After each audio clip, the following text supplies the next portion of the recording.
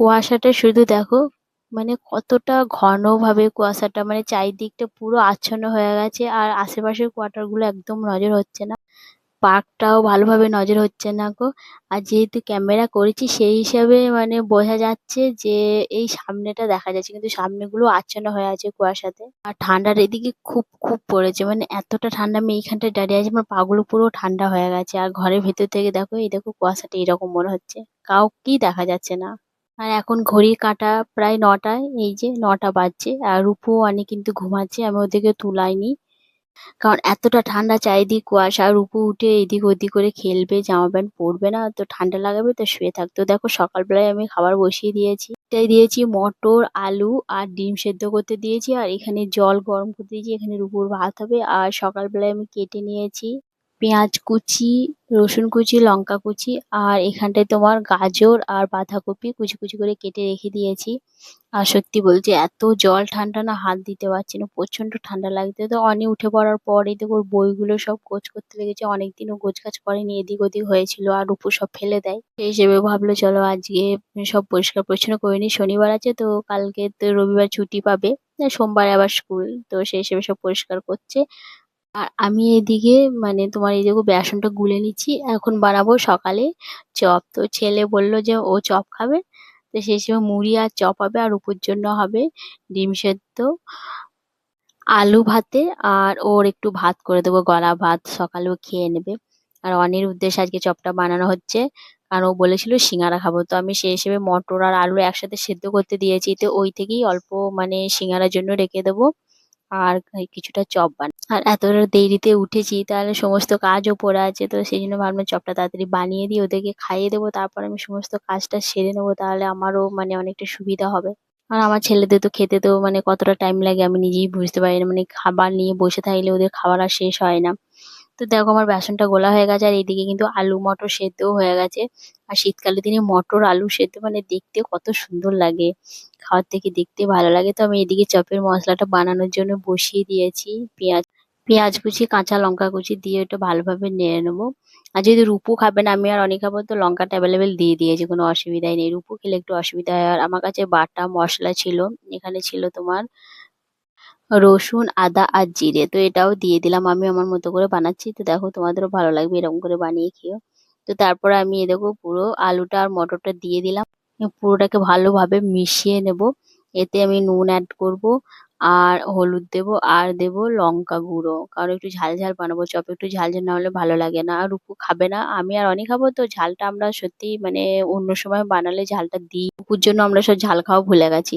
মানে আমাদের সব তরকারিতেই ঝাল পড়ে, কিন্তু সেই শেষে লঙ্কা গুঁড়ো শেষে দেওয়া হয়, প্রথমে তরকারি রান্নার সময় মানে লঙ্কা গুঁড়ো তোমরা দেখতে পাবে না আমার রান্নাতে।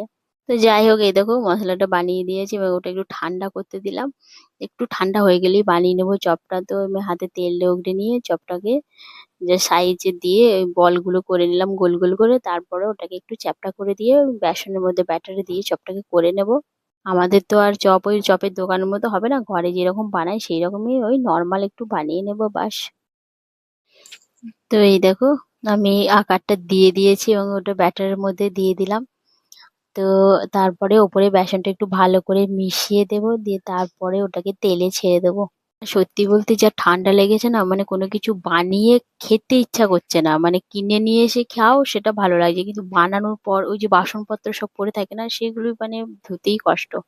তো এই দেখো আমার চপ বানানো হয়ে গেছে এবং ছেলেকে দিয়ে দিয়েছি চপ মুড়ি। আর তারপর স্নান টান সেরে আবার চলে এসেছি কিচেনে। তো দুপুরে রান্নাও অলরেডি ওইদিকে বসিয়ে দিয়েছি, দুপুরে রান্না হচ্ছে। আর এখানে আমি এই যে চপের জন্য যে মশলা বানিয়েছিলাম ওটা অনেকটা রেখে দিয়েছিলাম সিঙ্গারা বানানোর জন্য, তো সিঙ্গারার পুরগুলো ভরে ওগুলো আমি রেডি করে রেখে দিয়েছি সন্ধ্যের জন্য, কারণ সন্ধ্যের সময় এগুলো আর করা যাবে না, তখন এতটা ঠান্ডা করবে আর ওই বাসনপত্র ধোয়া যাবে না, আর অনেক পড়ে থাকবে, তো কিচেনটাও নোংরা লাগবে দেখতে। সেই হিসেবে ভাবলাম দুপুরবেলা এগুলো সব করে পরিষ্কার পরিচ্ছন্ন করে ধুয়ে ঘুচিয়ে পুরো কিচেনে ক্লিন হয়ে যাবে, সন্ধ্যাবেলা শুধু ভেজে নেবো, তাহলে অসুবিধা হবে না। তো দেখো আমার প্রায় দুটো বানানো হয়ে গেছে সিঙ্গারা। আর এরপরে আবার বানাবো মোমো। তো আজকে এরকম আছে, সিঙ্গারা হবে, ফ্রাই মোমো হবে, আর স্টিম মোমো। তো রূপুকে নিয়ে সন্ধ্যেবেলায় এতগুলো বানানো সম্ভব নয়, তো সেই হিসেবে আমি আমরা এই ফাঁকে বানিয়ে নিই। আর রূপু যেহেতু মানে অনেক কাছে আছে, অনেক নিয়ে ওকে একটু খেলছে পড়ছে, তো সেই হিসেবে এই সময়তে বানিয়ে নেওয়াটা ঠিক সময়। তো সিঙ্গারার পুরগুলো ভরে ওগুলো টিফিন বক্সে প্যাক করে ওগুলো রেখে দিলাম সন্ধে ভাজার জন্য। তারপরে আমি আবার এই দেখো মোমো বানানোর জন্য ময়দাটা ভালো করে বেলে নেবো। আর আমার কাছে তো কাটার কিছু নেই, তো সেই হিসাবে একটা বাটি আছে, তো এই বাটিটা মাপ করে মোমোর ওই মানে লেচিগুলো বানিয়ে নেবো সব। আর এইসব বানাতে না বেশ অনেকটা সময় লাগে। এবার বাচ্চা ছেলে যদি কাছে এসে কান্নাকাটি করে তো সেগুলা মানে মনের মতো হয় না, দ্বিতীয়ত খুব ভালোভাবে বানানোও হয় না। আর আমাকে হেল্প করার মতো এখানে কেউ নেই, তো যতটাই করতে হবে নিজেকে। তো সেই হিসাবে আমি ওই সময় বাঁচিয়ে ছেলেটাকে কোনো রকমে ভুলিয়ে মানে কাজগুলো সেরে নেওয়ার চেষ্টা করি। তো এই দেখো এই বাটিটা দিয়ে সমান মাপ করে আমি কেটে নেবো, খুব তাড়াতাড়ি হয়ে যাবে। তুমি লেচি কেটে বেলার থেকে মানে এই বাটিটা দিয়ে কেটে নিলে অনেক তাড়াতাড়ি হয়ে যাবে। তো এরকম ভাবে প্রায় সমস্তগুলো কেটে নেবো।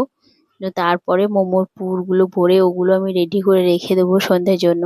সমস্ত কাটা হয়ে গেছে এবং আমি মোমোর পুর ভরার জন্য এই দেখো পুরটা নিয়ে নিয়েছি এবং মোমোগুলো বানিয়ে নেব। আর এইদিকে কিন্তু আমার রান্না চলছে, দুপুরে রান্না ওই দিকটায় বসিয়ে দিয়েছি, তো দুটো কাজ আমার একসাথে হয়ে যাচ্ছে। আর বরমশাই তো এখন ঘরে নেই, আর এখানেও নেই যে অফিস থেকে আসবে একটু হেল্প করবে, রূপুকে একটু ধরবে, তুমি কাজ করে নেবো, সেটাও হবে না। তো আমার সমস্তগুলো বানানো হয়ে গেছে। আর এই দেখো সন্ধ্যাবেলায় যেগুলো বানিয়ে রেখে দিয়েছিলাম সিঙ্গারা মোমো, আমি সেগুলো সব একদম মানে রেডি করে বের করে নিলাম কটা ভাজবো বলে। তো সেইগুলো বের করে রেখে দিলাম এবং একটা একটা করে ভেজে নেবো। আর এগুলো আমি রেখে দিয়েছিলাম, দেখো খুব সুন্দর সেট হয়ে গেছে কারণ অনেকটা আগে বানানো ছিল। আর পুরটাও বেশ অনেকটা ঝাল ঝাল করে বানিয়েছি, তো খেতে কেমন হবে জানি না, ছেলেকে দেবো ও খাবে, তারপরে ও বলবে যে কেমন হয়েছে মা, তবেই জানতে পারবো কিরকম হয়েছে। আর এদিকে দেখো মোমো আমি ফ্রাই করে নিয়েছি, তো ওকে জিজ্ঞাসা করা হলো যে ফ্রাই মোমো খাবে নাকি, তো ও বললো দুটো ভাজো। তো সেই হিসেবে দুটোই ফ্রাই মোমো ভাজছি আমি। ফ্রাই মোমোটা কিন্তু খেতে খুব ভালো লাগে শীতের সময়, মানে মোমোটা সত্যি খেতে অসাধারণ লাগে। মোমো আর ফুচকার মতো মনে হয় যেন জিনিস হয় না, মানে আমার তো খুব খুব ভালো লাগে। আর এইদিকে বসিয়ে দিচ্ছি স্টিমে।